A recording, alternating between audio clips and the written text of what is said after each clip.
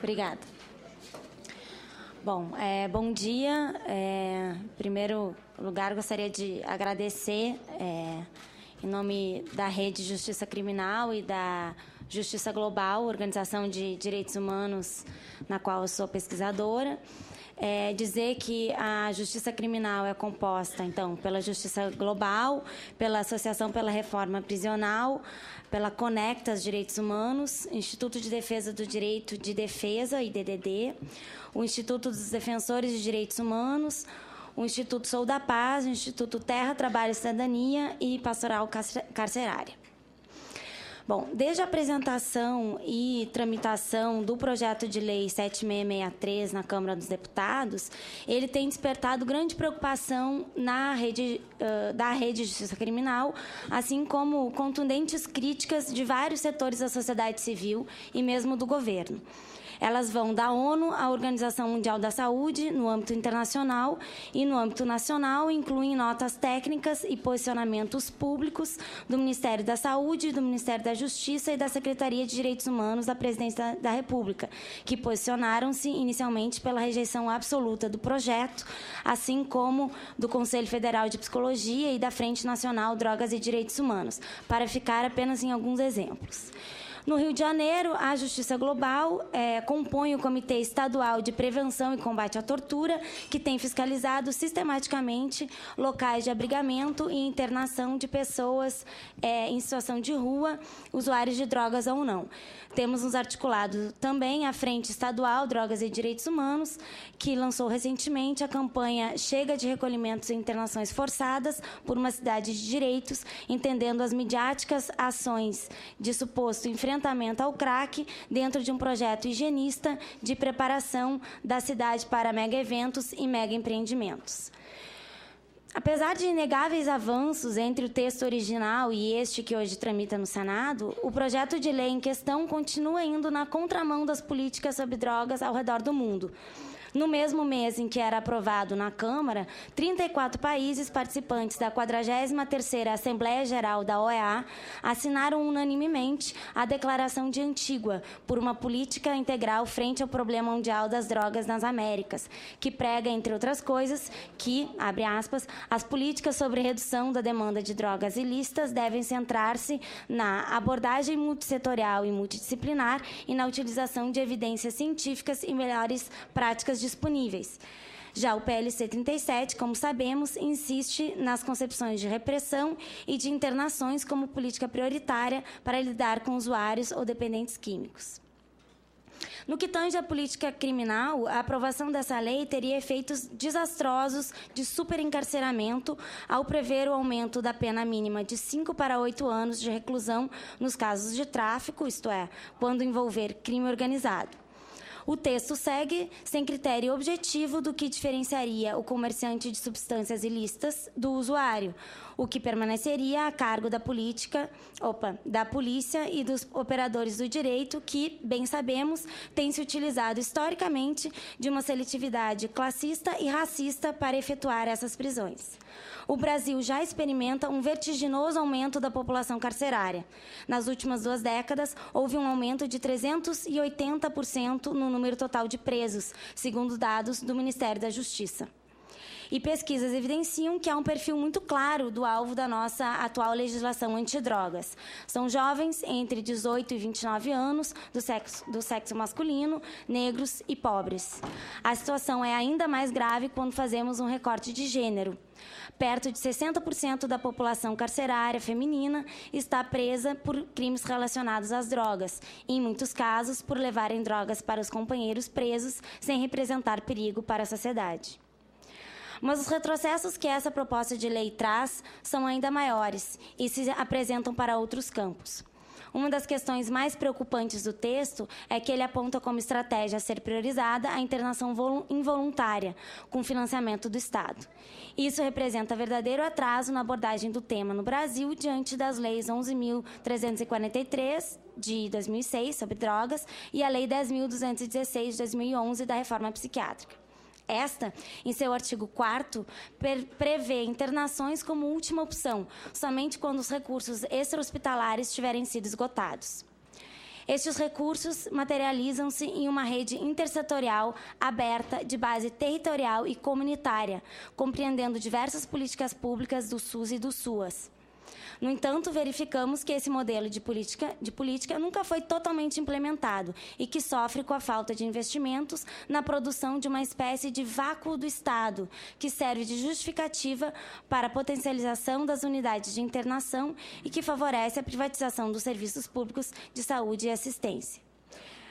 É aí também que se cria um campo fértil para as comunidades terapêuticas, instituições privadas de caráter religioso que despontam com discursos de cura, cuidado e proteção, intenções das quais não duvidamos, mas que reproduzem práticas moralistas e restritivas, não possuindo, em sua maioria, qualquer projeto terapêutico e nem planos individualizados, e que, quando possuem, colocam a abstinência e a crença em Deus ou em um poder superior como pressupostos para o tratamento.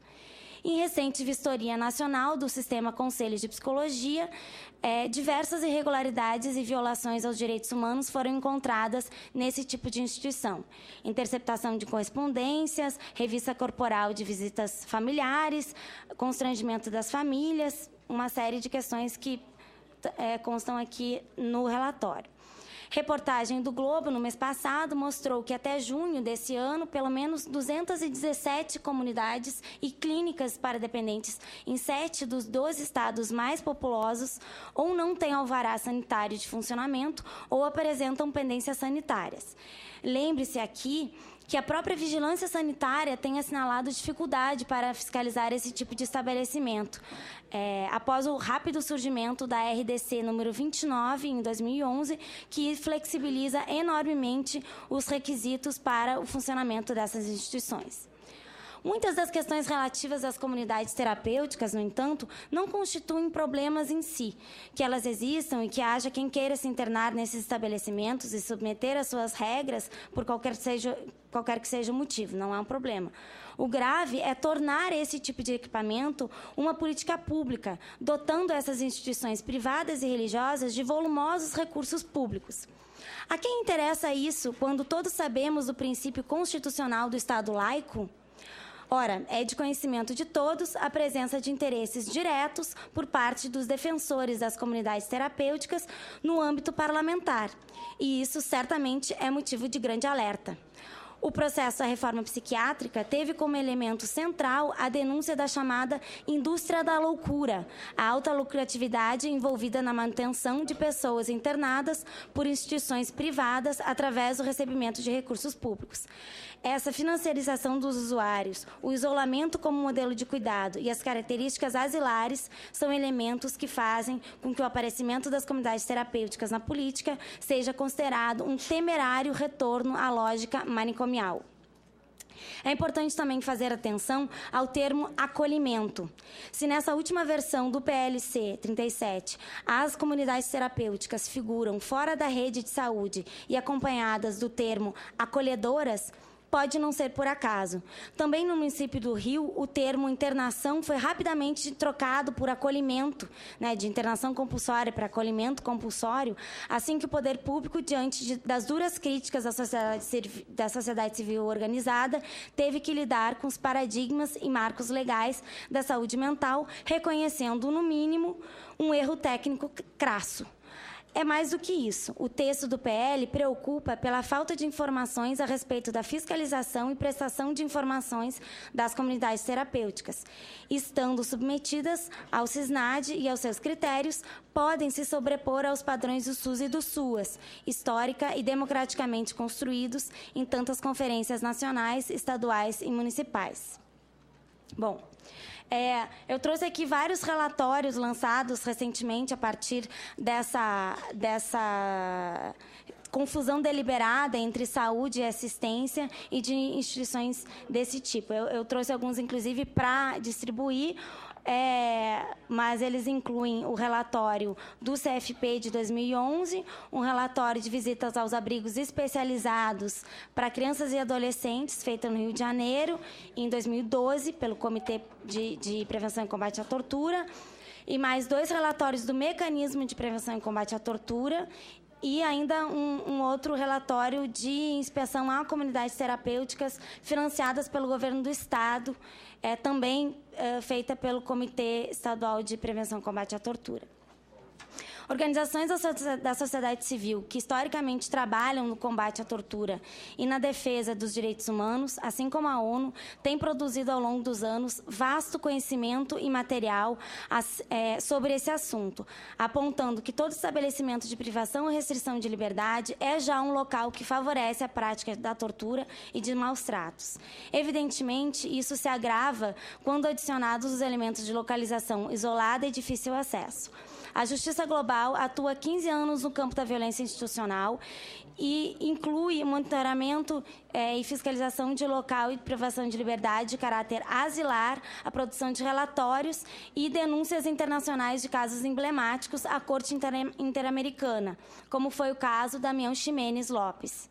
Aos 30 anos de idade, Damião Ximenes foi torturado e assassinado em 4 dias de internação em outubro de 99, quando estava internado na Casa de Repouso Guararapes, conveniada, na época, ao SUS, já vou concluir, em Sobral, no Ceará. Esse foi o primeiro caso contra o Brasil na Corte Interamericana, o primeiro a abordar a questão da saúde mental e também a primeira condenação do Estado nessa corte, em 2006. Trata-se de um marco importante no processo da reforma psiquiátrica, tendo sido incluída na sentença a implementação de formação continuada de trabalhadores de saúde mental segundo padrões internacionais.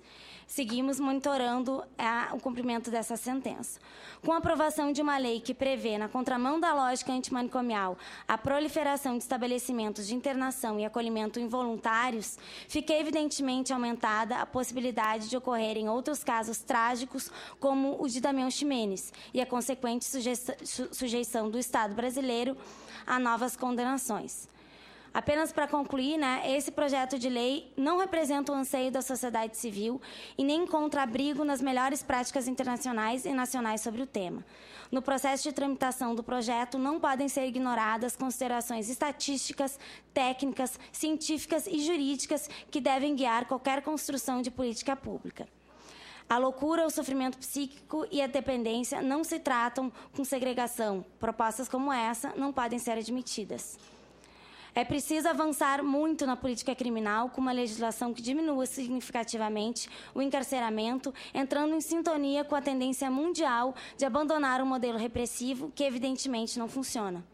É preciso caminhar, de uma vez por todas, na direção de uma política sobre drogas pautada pelo paradigma do cuidado e dos direitos humanos. Obrigada e desculpa me estender no tempo.